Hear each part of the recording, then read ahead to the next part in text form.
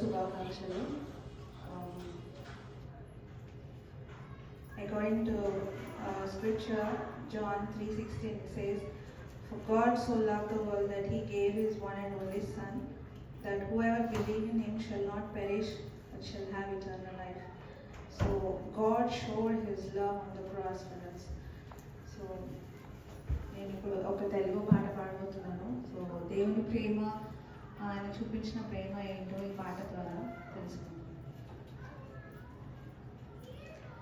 ఈ పాట ఎవరికైనా తెలిస్తే నాతో పాటు కలిసి పాడాలని కోరుకుంటున్నాను.